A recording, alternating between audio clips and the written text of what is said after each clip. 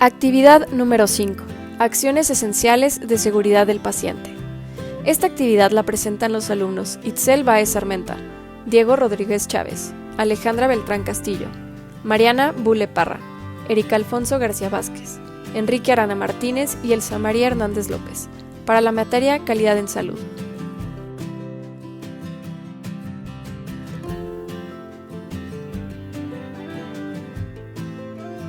Iniciemos con la identificación del paciente.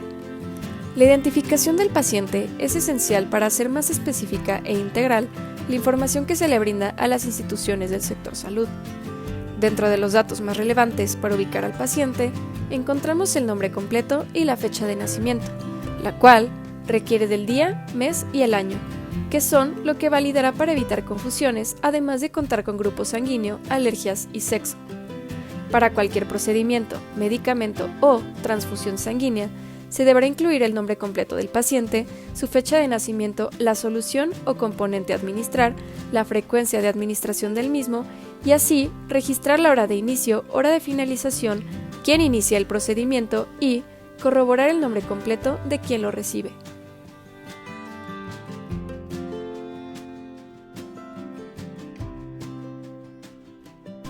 Ahora bien, respecto a la comunicación efectiva, en las ciencias de la salud, esta es la manera en que el médico o las personas afín se comunican con el paciente y los familiares para obtener la mayor información, siendo así concreta, oportuna y correcta, y así poder reducir los errores posibles a cometer.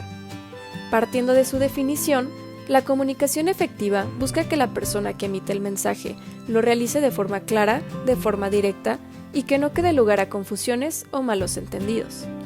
Recordando los principios de la comunicación, en este caso, el equipo interdisciplinario es muy importante en el caso del médico con la enfermera, equipos administrativos o inclusive de laboratorio, ya que entre ellos se notificará lo que se debe de realizar y cualquier falla en el ciclo puede ser mortal para el paciente.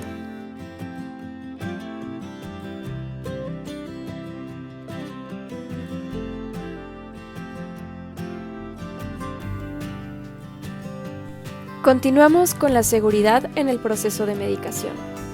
La seguridad con los medicamentos requiere que el paciente reciba el tratamiento farmacológico adecuado, la dosis y posología correcta y a las horas apropiadas. Durante la estancia hospitalaria, el equipo de atención médica debe seguir un esquema de pasos para garantizar que esto ocurra, puesto que un simple error podría causar muchos problemas.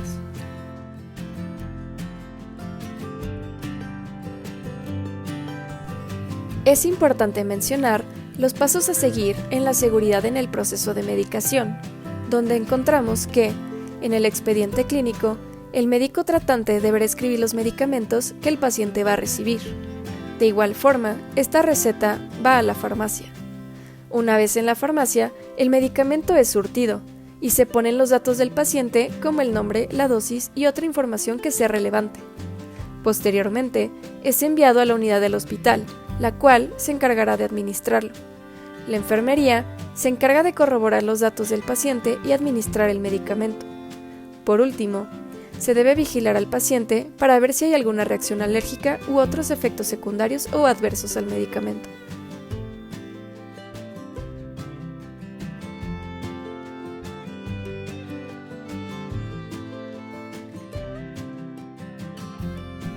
Para continuar, debemos hablar sobre la seguridad de los procedimientos, la cual es una acción esencial que como objetivo tiene el reforzamiento de las prácticas de seguridad que deben de ser aceptadas internacionalmente, como cirugías e intervenciones de alto riesgo, siguiendo un protocolo en el cual se establecen pasos a seguir.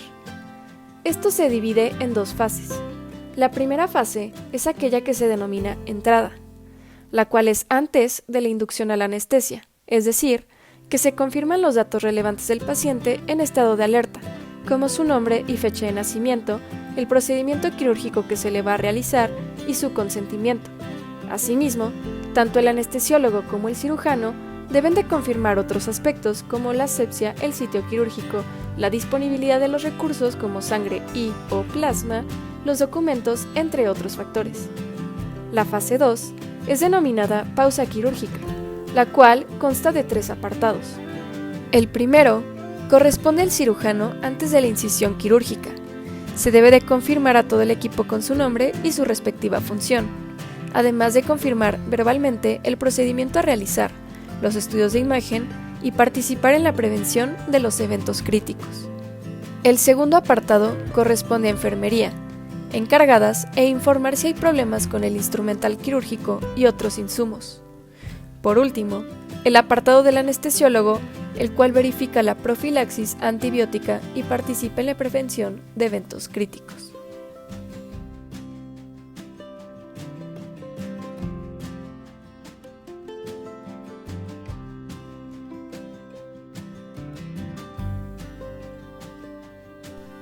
Seguimos con la reducción del riesgo de infección asociada a la atención en salud. La precaución universal habla sobre tratar a todos los pacientes como si potencialmente tuvieran una enfermedad transmisible de forma sanguínea, por lo cual hay que usar guantes siempre que se tenga contacto con fluidos del paciente. Se debe lavar las manos antes y después de tener el contacto con el paciente, antes de realizar algún procedimiento, después del contacto con los fluidos del paciente, aunque se hayan utilizado guantes, o con el entorno del paciente. Estos son los momentos de lavado. Ahora bien, las precauciones en caso de catéteres intravenosos periféricos. No se recomienda cambiarlos más seguido que cada 3 a 4 días. Se pueden usar indefinidamente hasta que haya signos clínicos de infección o que ya no sean necesarios funcionales. El catéter venoso central se recomienda utilizar precauciones de barrera, ya sea cubrebocas, gorro, bata quirúrgica, guantes y campos estériles. Además, limpiar la piel con clorhexidina y alcohol, impregnar el catéter con clorhexidina y sulfadecina, ya que reduce el riesgo de que se infecte. Con la ventilación mecánica, se sugiere evitar la intubación en medida de lo posible, minimizar e interrumpir la sedación del paciente diariamente, drenaje de las secreciones subglóticas y elevar la cabeza del paciente. También se recomienda bañar diariamente a los pacientes en cuidados intensivos usando clorhexidina, ya que reduce más el riesgo de infección y la colonización que usando agua y jabón solamente.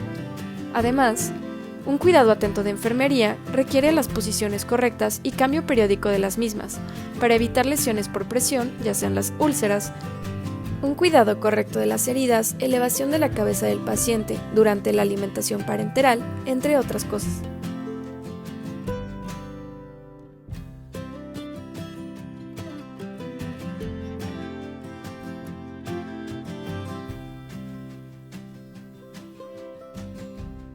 Para concluir, la reducción del riesgo del daño al paciente por causa de caídas consta en prevenir el daño del paciente asociado a las caídas en los establecimientos de atención médica del Sistema Nacional de Salud mediante la evaluación y reducción del riesgo de caídas. Las acciones para reducir este problema consta de la evaluación y la reevaluación del personal de salud, cada cambio de turno, cambio de área o servicio, cambio en el estado de salud, cambio o modificación del tratamiento, e informar a los pacientes y familiares sobre el riesgo de caída. Asimismo, las medidas de seguridad que se aplican para prevenirla, entre ellas, solicitar la ayuda del personal para la movilización del paciente. Las acciones de seguridad para la prevención de caídas son los barandales en las camillas, un interruptor de luz y timbre al alcance de los pacientes, iluminación nocturna, banco de altura cerca de la cama, uso de sandalias, sillas en las regaderas, el acercamiento de aditamentos tales como bastones, sillas de ruedas, lentes, andaderas, etc. La prevención de caídas en los pacientes con agitación psicomotoras y o alteraciones psiquiátricas es crucial.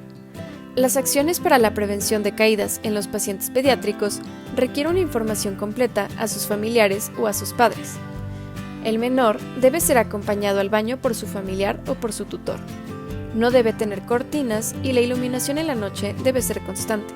Las acciones de organización incluyen factores del entorno arquitectónico y factores relacionados con el personal de la limpieza.